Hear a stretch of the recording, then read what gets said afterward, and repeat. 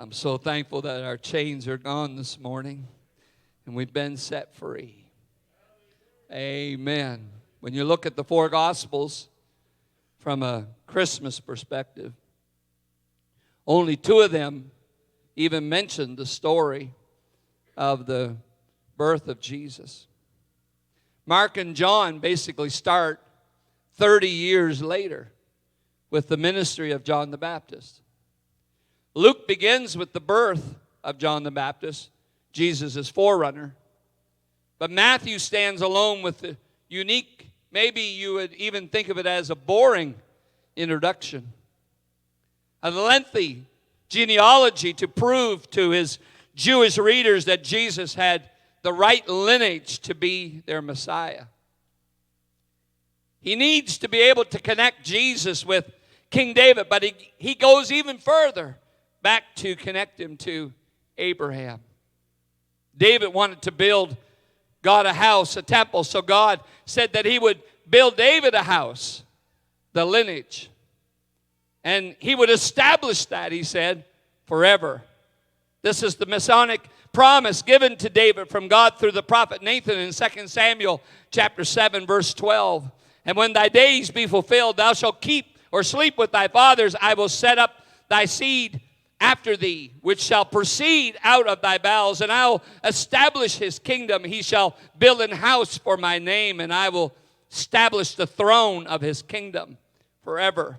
This is the covenant that God made long before with Abraham, even than the verse that we just read, Genesis chapter 12, verse 1. Now the Lord said unto Abram, get thee out of thy country, and from thy kindred, and from thy father's house, unto a land that I will show thee, and I will make of thee a great nation. I will bless thee, make thy name great, and thou shalt be a blessing. And I will bless them that bless thee, and curse them that curseth thee, and in thee shall all families of the earth be blessed. However, Matthew does something, he does something really strange in the genealogy. See, in ancient time, only the histories that were written were those that were written by historians, people who were hired to write it, hired by powerful people to make them look good. Histories and genealogies were always written with a point in mind. And the point of Matthew's genealogy is to connect Jesus, the man, with David, the man, and Abraham, the man. And because of that lineage, that's where it gets his right to be the Jewish Messiah. And he's going to make all these connections and say, this is how Jesus is the Messiah. He's going to go all the way back to David and Abraham. However, Matthew kind of gives us the names of several women, some of whom are not even Jewish. It's like he's going out of his way to show that Jesus doesn't have a pure bloodline. It's like he's going to make some big proclamation to everybody that, look, here's a problem. It certainly doesn't help, of course, in the case that Jesus is the Messiah, that people like Tamar is mentioned in verse 3 of chapter 1, and Rahab is mentioned in verse 5, and Ruth is mentioned in verse 5. And in verse 6, you see the wife of Uriah, which was Bathsheba. So why all the distraction? Matthew hasn't even started his story yet. And he mentions a number of women which you would not think should be in the genealogy of Christ. Why not use some Old Testament women who were heroes, that were listed as godly women, or people that were renowned and maybe people could focus on as examples? The reason is because sinners were the point of Jesus' story. Sin was the issue that Jesus came to earth for. Jesus' story is a story about forgiveness in a world that had been known for its condemnation. And Matthew, in his story, makes sinners his kind of people. That's what he does. Do you know that probably the most embarrassing moment in Matthew's life was probably the day he met Jesus? It happened in Capernaum. Matthew chapter 9, verse 1. And he entered into a ship, speaking about Jesus, passed over, came into his own city. And behold, they brought to him a man sick of the palsy, lying on a bed. And Jesus, seeing their faith, said unto the sick of the palsy, Son, be of good cheer. Thy sins be forgiven thee. And behold, certain of the scribes said within themselves, This man blasphemeth. And Jesus, knowing the thoughts, said, Wherefore think ye evil in your hearts? For whether is easier to say, Thy sins be forgiven thee, or to say, Rise and walk? But that ye may know that the Son of Man hath power on earth to forgive sins, thus saith he to the sick of the palsy, Arise, take up thy bed, and go into thine house. And he arose and departed to his house. But when the multitude saw it, they marveled and glorified God, which had given much power unto men. And it's just moments later that Matthew becomes eyeball to eyeball with the Messiah. He sees him straight, face to face, the Son of God. See, Matthew was a tax collector, or who was known as a publican, because a publican betrayed his own countrymen to benefit Rome and himself. He was hated by everyone. Let me tell you, the tax collector was not liked by anyone. The publican was not considered to be anything but evil. And the Jews even had a separate category for them. Notice the Bible says publicans and sinners. It doesn't even put them in the same class. That's how bad they were viewed. But when Jesus heard that, he said unto them, They that are whole need not a physician. They don't need a physician, but they that are sick. Notice how he picks up this story in Matthew chapter 9 again in verse 9. And as Jesus passed forth from thence, he saw a man named Matthew sitting at the receipt of custom. And he saith unto him, Follow me. Oh, this guy's not liked at all. And Jesus says, Follow me. And he arose and followed him. And it came to pass, as Jesus sat at meat in the house, behold, many publicans and sinners came and sat down with him and his disciples. And when the Pharisees saw it, these are the people who are religious, they said unto his disciples, Why eateth your master with publicans and sinners? They've got their own category. These are terrible people. My goodness. And this is who the Lord is spending time with. When Jesus heard it, he said unto them, They that behold need not a physician, but they that are sick. But go ye and learn what that meaneth, and I will have mercy and not sacrifice. I am not come to call the righteous, but sinners to repentance. That's what the whole purpose of Jesus coming was for. Hosea 6 verse 6 says, For I desired mercy. That means loyal love.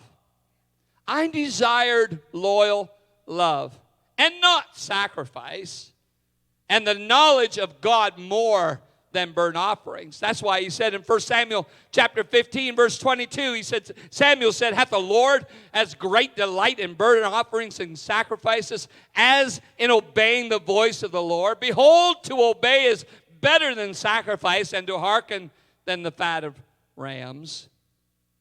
God showed us, sinners, and maybe even publicans, but God gave us loyal love. And that's what he's looking for in return. A love that is loyal. A love that keeps on giving even when it is not understood by another person. When the actions of an individual says, I'm going to love God no matter what.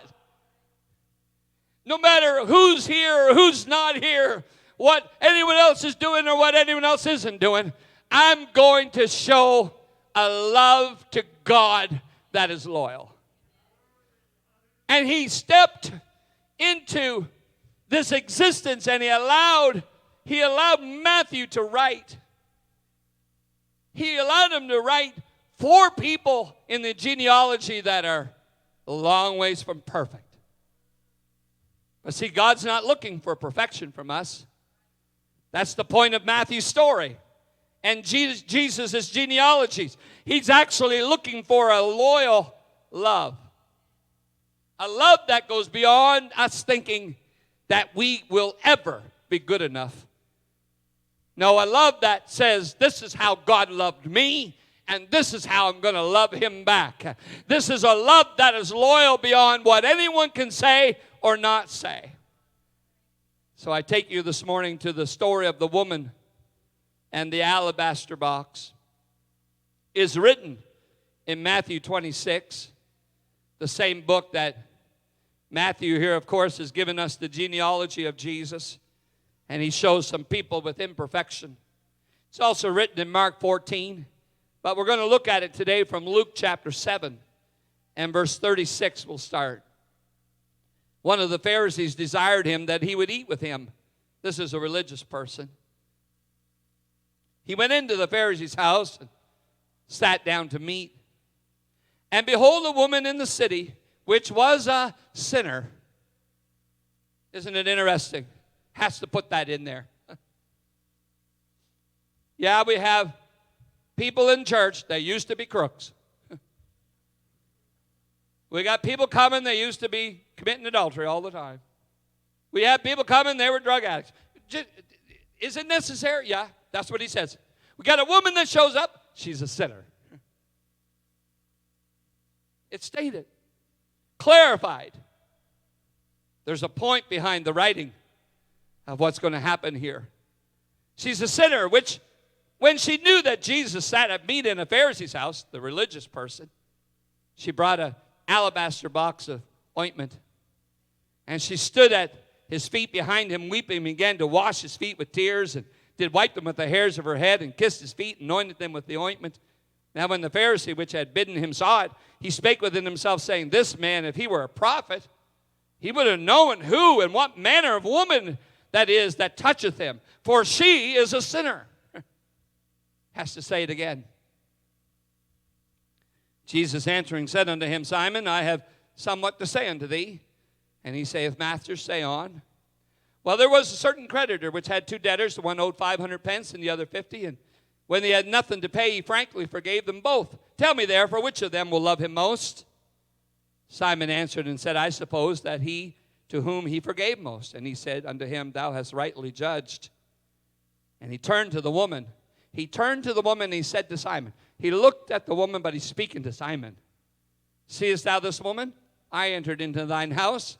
Thou gavest me no water for my feet, but she hath washed my feet with tears, wiped them with the hairs of her head. Thou gavest me no kiss, but the woman since that time I came in hath not ceased to kiss my feet.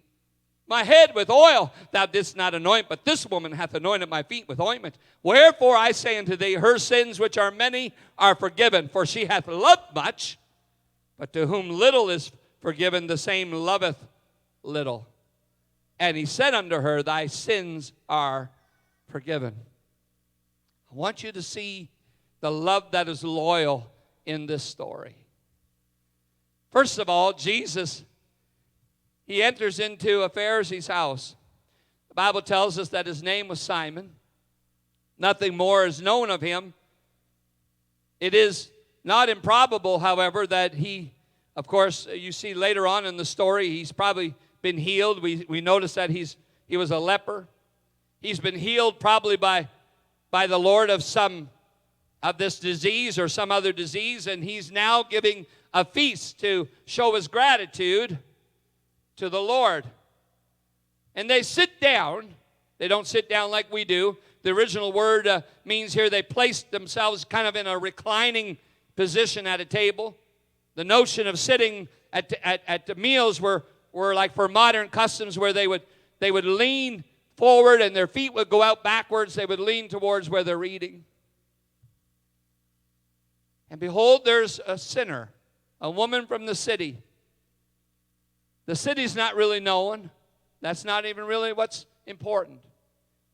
What seems to be important here is that she is a sinner.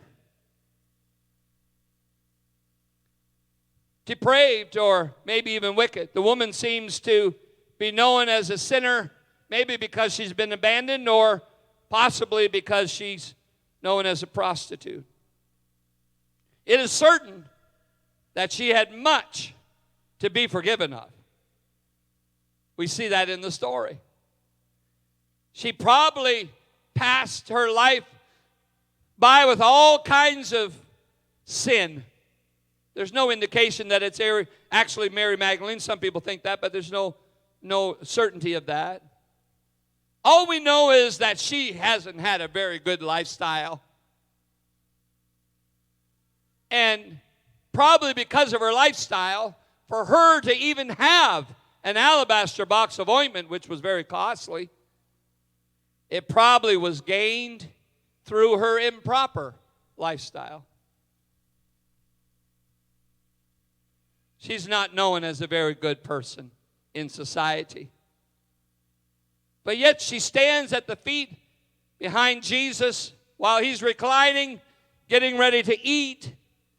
And while she's there, she begins to wash his feet. See, the Jews wore sandals. They were taken off when they entered in the house. It was an act of hospitality and kindness to wash the feet of a guest. And obviously this has not been done by Simon. So she therefore begins to show her love to the Savior, and at the same time her humility and penitence is pouring forth as floods of tears wash down from her eyes unto his feet in the manner of a servant that's just in need of forgiveness. And she kisses his feet. Kissing was an emblem of love and affection. And in the manner she testifies her love for Jesus, at the same time her humility and sense of sin is represented by her kneeling at his feet to kiss them. There's very few expressions of penitence more deep and tender than the kissing of feet. Not too many people would get excited about that. A sense of all her sin rushes over her mind. Her heart bursts forward in a remembrance of all the things that she's done wrong. But she's at the feet of Jesus. And she's seeking for forgiveness. And she shows her love to him by kissing his feet with humility and bathing them with the tears that have come down from her eyes. There's something about a love that is loyal, that is coming from her that not everyone recognizes. Even to the point of the house that they are in, the Pharisee, he speaks in his own mind. It's like a thought that passes through, and he says, if Jesus was really a prophet, he would know what kind of woman this is. Not speaking of the terms of predicting the future, but rather knowing the heart of people. If Jesus, he's thinking, was really sent from God as a prophet, he would know the character of this person and rebuke her. He would have known that she's got a terrible past and she's a notorious sinner, and she shouldn't be making a big deal out of this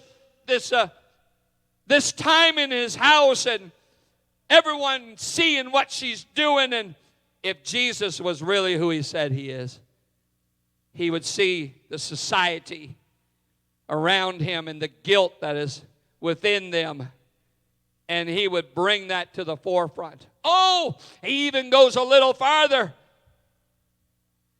She's touching him. The touch of a Gentile upon a Jew was considered as polluting them.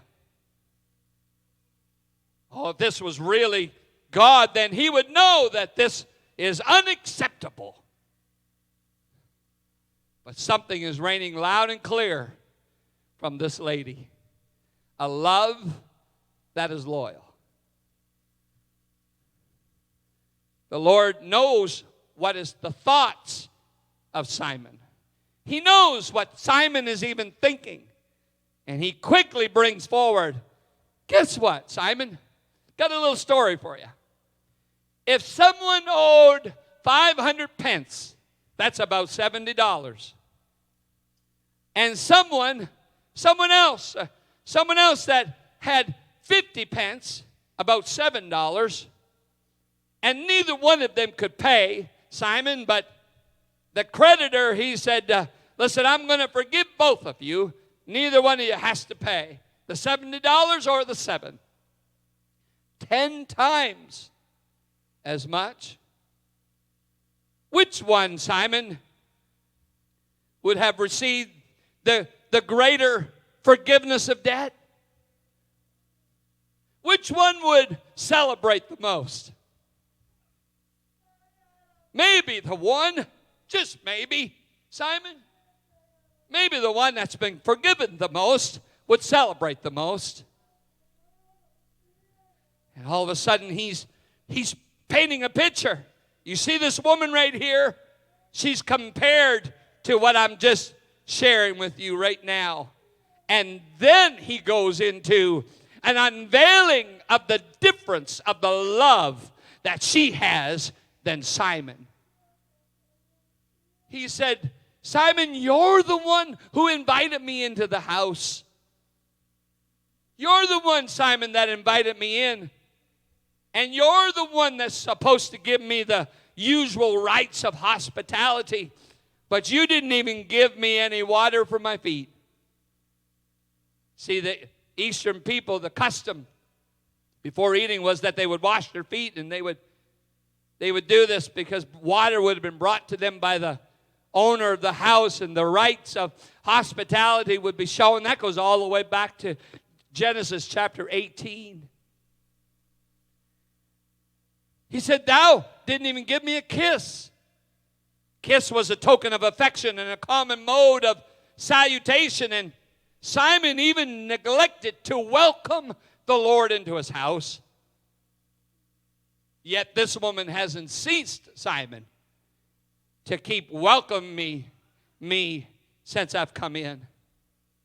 See, the difference between the conduct of Simon and this woman, he with all his richness and splendor and his preparation, he omitted the common marks, the common themes of the regard of even affection.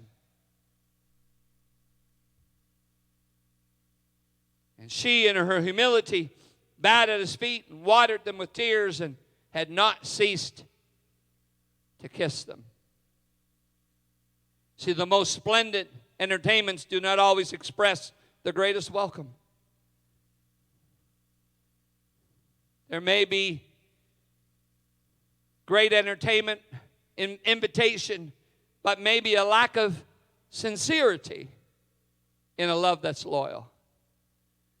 Oh, hopefully I can get to where I'm going here. See what happens even in an apostolic, a Pentecostal church. We can become so accustomed to the presence of God and the privilege of serving God and the understanding of God that our love for Him is not as loyal as it really should be. And we miss the presence of God. Yeah, we want to come to church and we want to spend some time in prayer. We sing a song or two. We want to worship a little bit. But we miss that we've invited Him in. And we've missed that we're the ones that are supposed to be welcoming Him. And we're the ones that's supposed to be taking care of Him. And we're the ones that's supposed to be reaching out to bless Him. Yeah. He said, my head with oil that didn't even anoint, Simon. But this woman has anointed my feet with ointment. The head with oil was a custom of pouring oil upon his head. That was a universal custom among the Jews. The oil used was sweet oil of olives, and it was prepared in such a way as to give a nice smell. It was used to render a smoothness to the skin, an elegance to a smoothness to the hair. It was a common custom that they did. But ointment was much greater. Ointment was a mixture of of things that really smelt good, and they were very costly and precious. And even though oil was commonly used for the head, ointment was a conduct that was way beyond the status quo, the ordinary. Notice she didn't pour it on his head. She broke it and poured it on his feet. The comparison that is being shown here is that she's loving much and Simon is loving little. The one that's the religious leader, the one who knows as much as he needs to, the one who's kind of got it down pat, the one who's been doing it a long time, is missing the time with Jesus. While what Matthew wrote about, people in the genealogy that were not very popular, started it right at the first chapter. And you read about it in Matthew 26. We're reading about it here, the same story in Luke chapter 7. In Matthew 26, it says this in verse 6.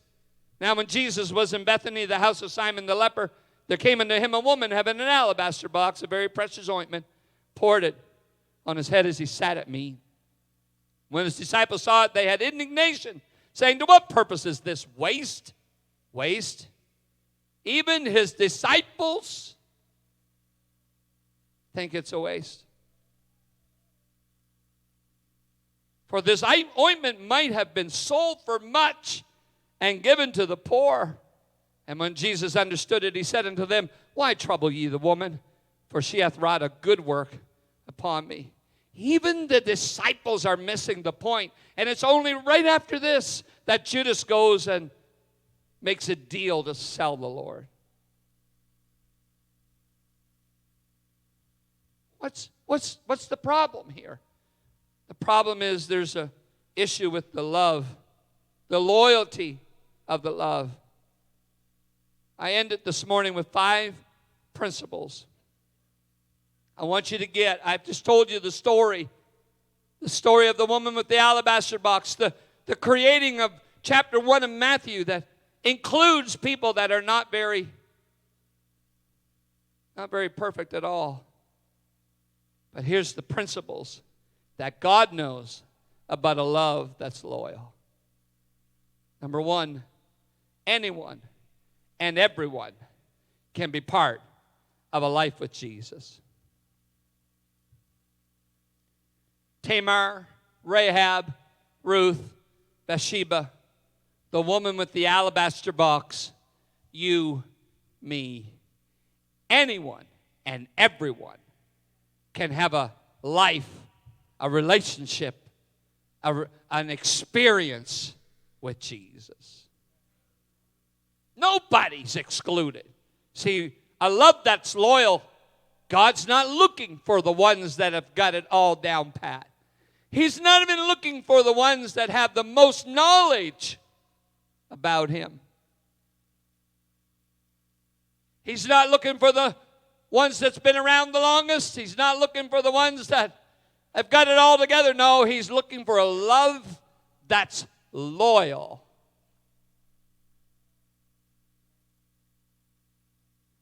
Oh, you hear stories about stuff like that. Someone's got some old dog sleeps at the foot of their bed. Oh, he's loyal. He's loyal. When the truck door opens, he's in. He's loyal. You hear stories about that? Man, people brag about their dog.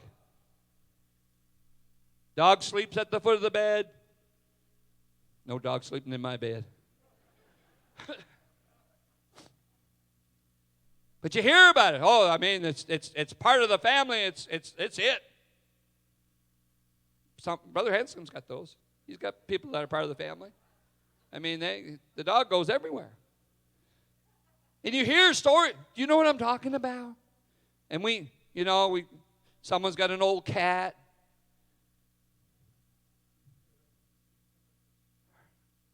Heard about someone not too long ago got a cat with paw missing and ear chipped off, clipped off. The one that's laughing, that's the one who has it.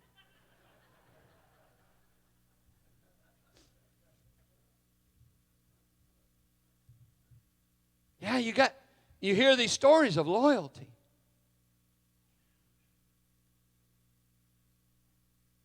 And then you hear, the elder, that saint of God, they've been through thick and thin. The ups and downs of life, troubles here and there, rough times, hard times, great times, dry times. But they're still serving God. Let me tell you, that's what God's looking for. He's looking for a love that's loyal. He's looking for a love that goes beyond the circumstances of your life.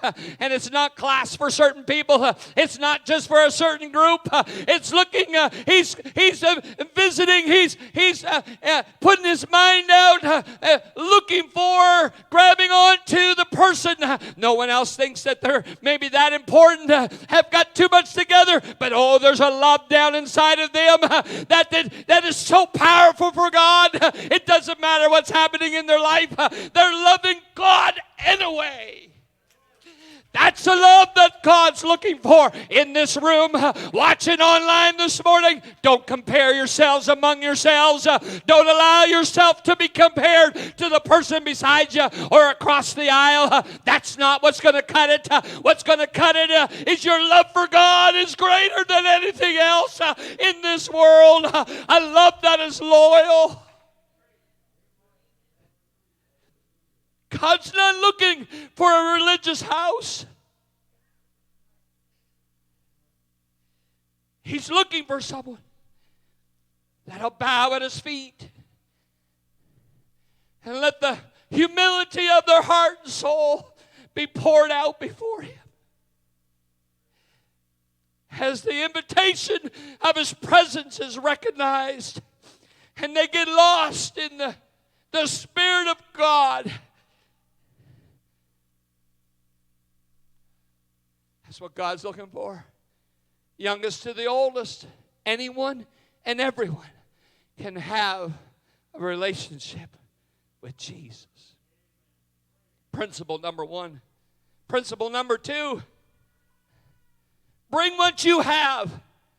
That's all Jesus is looking for. Tamar, Rahab, Ruth, Bathsheba, they're in the lineage of Christ. The woman has the box of ointment. Probably gained through improper activity. But she just brought what she had. You don't have to have it all figured out to come to God. If you wait until then, you'll never come. If you wait until you got something valuable to offer, you'll never do it. Just give of what you have. God, here I am. I'm not much, but I'm just giving of myself to you. See, that's a love that is loyal. Oh, I see it. I see it with the grandkids. Little kids. You buy some expensive toy, and they end up playing with some simple thing you put in the sock that you got at the dollar store. The expensive toy's over in the corner. They're playing with a tic-tac-toe game at the dollar store. If you only had known.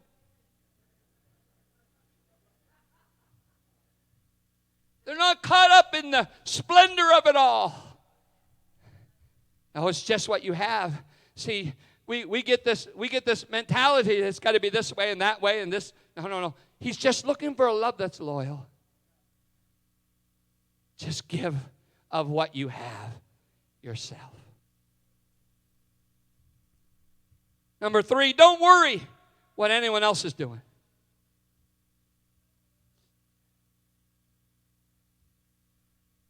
Offer what you have as worship to the Lord. Look at all the great names in the lineage of Christ. But yet 4 women that are not known as that great in the Old Testament are included. And here you have a woman who's a prostitute. Probably at a Pharisee's house. She's not looking at his decor. She couldn't care less about the meal. The feast that's going to take place is the last thing on her mind. Don't worry about anybody else. Find yourself at his feet and get your eyes off of people. Because a love that's loyal does not focus on anyone else but him.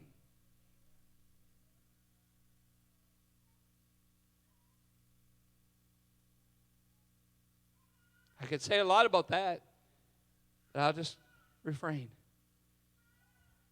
Number 4, your sincerity and humility is what gets the Lord's attention. Well, Pastor, I don't know the words to say. That's probably great. If you think you got enough proper words and a good enough vocabulary, you're probably not going to get through the way you should. Your sincerity and humility is what gets the Lord's attention. Just look at Rahab. Her response to knowing who God was in Joshua chapter 2. She said unto the men, I know that the Lord hath given you the land, and that your terror is fallen upon us, and that all the inhabitants of the land faint because of you. For we have heard how the Lord dried up the water of the Red Sea for you when you came out of Egypt, and what you did unto the 2 kings of the Amorites that were on the other side Jordan, Sihon and Og, whom ye utterly destroyed. And as soon as we heard these things, our hearts did melt. Neither did there remain any more courage in any man because of you.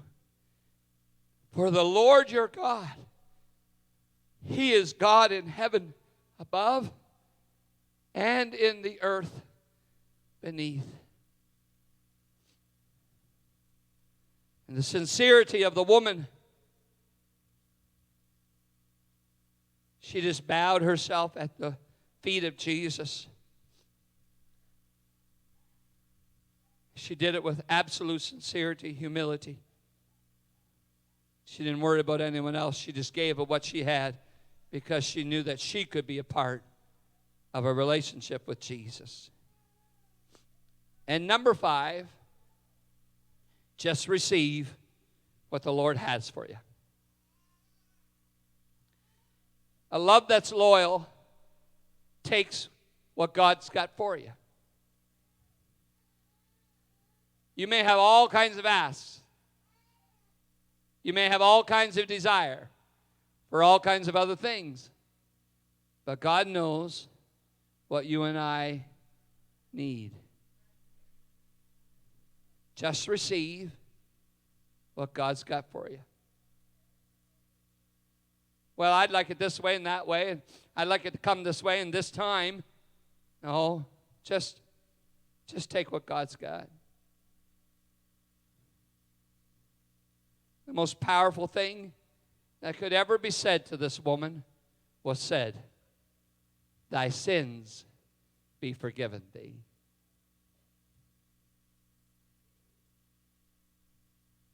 He didn't give her a contract to follow him on his journey. There wasn't some big hoopla about anything. Your sins are forgiven. A love that is loyal. A love that is loyal. Sitting in this room, music, come back if you would. Help me this morning. Sitting in this room this morning, people watching online or listening. We're coming to an end of 2020. It's been a challenging year. For some, obviously. For all of us, it's not what we expected when the year began. But you know what I have found in 2020? I found some people that have just fallen in love with Jesus. and of all the other things that are happening around. Yeah, we hear it. We talk about it a bit. And follow this and follow that. But boy, oh boy, there's some people that are just falling in love with Jesus in the middle of a pandemic. A love that is loyal. God's been restoring people. He's been refilling people. He's taking people to a deeper walk, a deeper relationship with Him. And the Lord's not caught up in all the stuff. He's not caught up in all of that. He's caught up in people that are just falling in love with Him. A love that is loyal. Anyone at all. Anyone at all. They're just bringing what they have of themselves. They're just giving of their worship. They're not looking at anyone else. They're coming with sincerity and humility just to receive what Jesus has for them. A love that is loyal.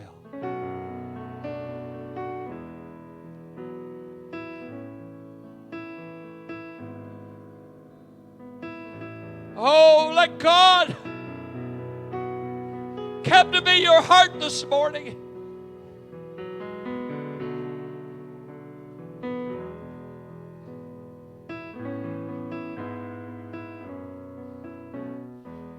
Perfection is not what He's even after today.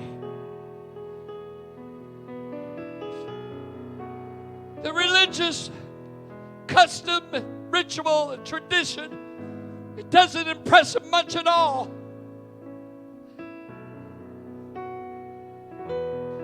Can I even be as bold to say that He's not caught up with this building? He doesn't really care too much about the lighting.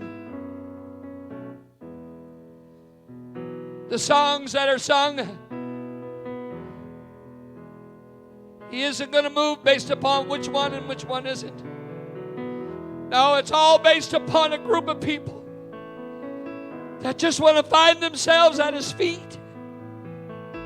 A love that is loyal, that goes beyond stuff. It goes beyond the circumstances that are happening around you. It goes beyond all of that. It goes deep, deep into your heart and soul, where He sees the depths of your desire and hunger for Him, and the growth that is happening within you that says, I just want more of Jesus. I just want to know Him better. I just want to spend more time with Him. I just want to know His voice clearer. I just want to understand His word more. I just want to talk to Him daily. I want to spend time with Him. That's what Jesus is caught up in. That's what He's caught up in. Don't get me wrong, we want to do the best we can in everything else. But we can do the best we can in everything else and not realize we're in His presence. That's what happened to Simon. He invited him in, but he didn't even wash his feet. He didn't even salute him with a kiss. When he come, he had no oil. There was no ointment there. Nothing. Oh, he was all caught up in stuff. And yet a sinner comes in, and she's at Jesus' feet. And she's the one that gets His attention. Oh, a love that's loyal. Would you stand this morning? We're coming to a close of 2020. It has quickly, in some cases, gone by, and for others, I'm sure it's been mightily slow. It's been a challenging year for the church in the sense of getting people together and trying to be connected, trying to do all kinds of stuff, planning things 2 and 3 times on every event just to find out on Friday things change and all kinds of stuff. But that's not what's most important. What's most important is the presence of God and you being in His presence. You being in His presence and feeling His presence and knowing that the presence of God. So I just opened the altar this morning for you. A loyal love. A love that's so loyal to God this morning. Would you just step out and social distance, make your way to this altar this morning and just allow yourself to be caught up in His presence. Don't worry about anyone else. It's just you and God. It's just your sincerity and humility this morning. Hallelujah. It's not based upon who you are or who you aren't. It's just that you want to be in God's presence this morning. You just want to be in His presence. I'm encouraging you to receive what He's got for you today.